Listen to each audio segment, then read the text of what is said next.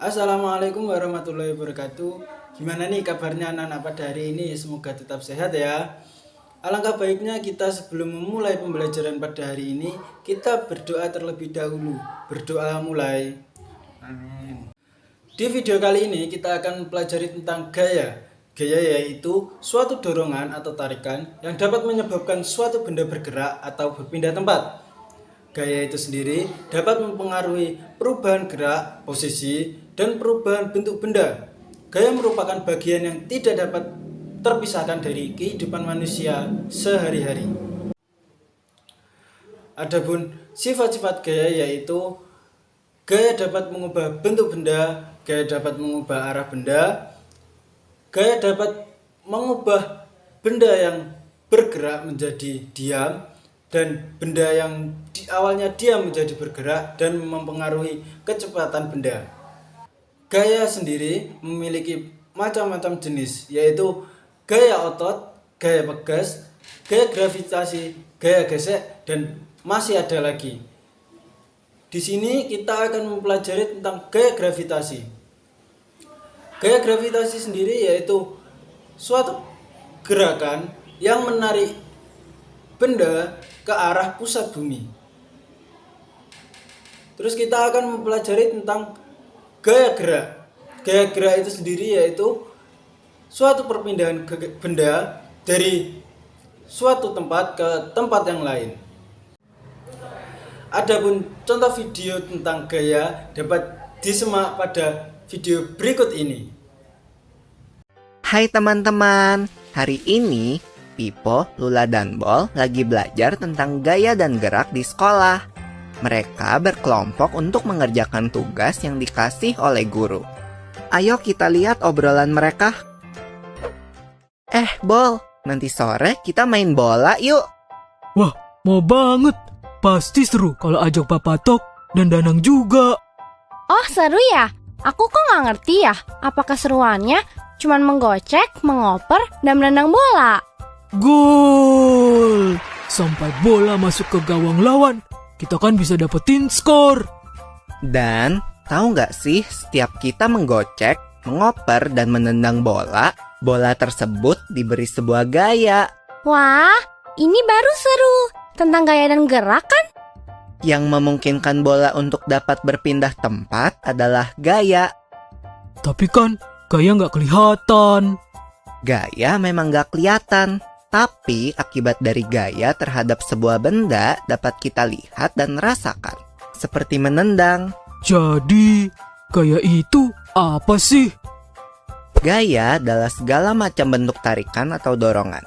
Gaya dapat mempengaruhi benda, baik benda yang sedang bergerak maupun benda yang sedang diam. Gaya dapat menyebabkan benda diam menjadi bergerak, Bol. Oh, contohnya seperti saat menendang bola, membuka pintu, atau seperti kuda menarik delman kan? Kalau tidak ditarik kuda, delmannya pasti akan diam. Yap, untuk menggerakkan benda diam menjadi bergerak, kita membutuhkan gaya yang cukup. Karena jika gaya yang diberikan tidak cukup, maka benda nggak akan bergerak. Contohnya seperti lemari itu. Pasti nggak akan bergerak kalau aku yang mendorongnya sendirian. Akan berbeda kalau lemari itu didorong oleh beberapa orang dewasa.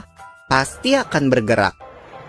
Kalau lemarinya didorong sama 4 orang, pasti lebih cepat daripada didorong oleh 2 orang saja ya.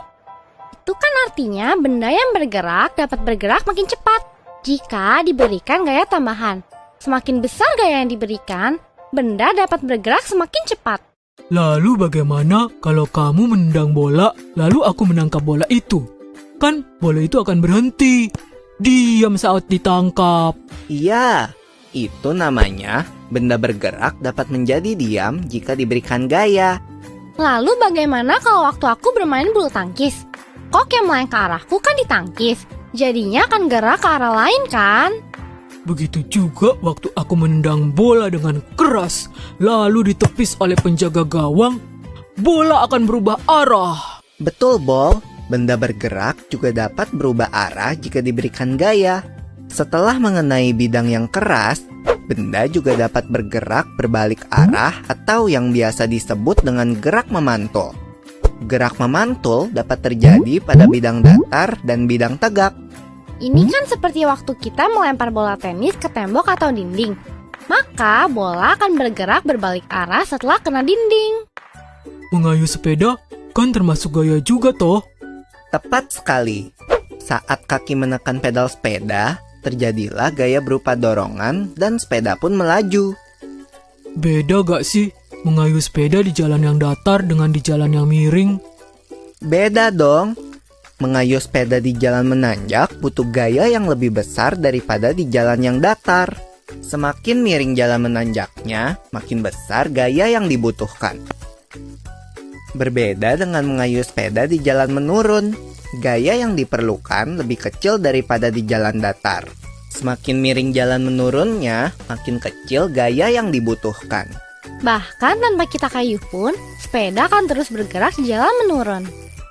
Oh iya ya, aku perhatiin nih, pada lintasan miring, benda bulat bisa bergerak sendiri loh. Gerakannya berupa gerak berputar sambil berpindah, atau bisa disebut juga gerak menggelinding. Kalau gak ada yang nahan, benda pasti bergerak ke bawah kan? Betul, jenis gerak ini terjadi di semua bentuk benda bol. Benda bulat, benda kotak, atau benda lembaran akan jatuh ke bawah jika tidak ada yang menahannya. Termasuk benda cair juga ya, yang akan selalu bergerak menuju ke tempat yang lebih rendah. Gerakan semua benda cair seperti gerak air disebut mengalir. Contohnya, kan air dari atas genting mengalir ke tanah, dan saat kita mandi, air mengalir ke lubang pembuangan air yang biasanya lebih rendah. Asik, pulang! Wah, gak berasa udah selesai jam pelajarannya ya. Yuk, kita rangkum dulu apa yang sudah kita pelajari tadi sebelum pulang. Yang pertama, gaya itu dapat berupa tarikan atau dorongan. Lalu gaya dapat mempengaruhi gerak dan bentuk benda. Gaya mengakibatkan benda diam menjadi bergerak, benda bergerak menjadi diam, bergerak makin cepat, atau berubah arah. Lalu, tentang gerak benda nih, berputar, menggelinding, jatuh, memantul, dan mengalir merupakan jenis gerak benda. Asik! Aku jadi semakin paham nih tentang gaya dan gerak. Sampai ketemu nanti di lapangan bola ya, teman-teman.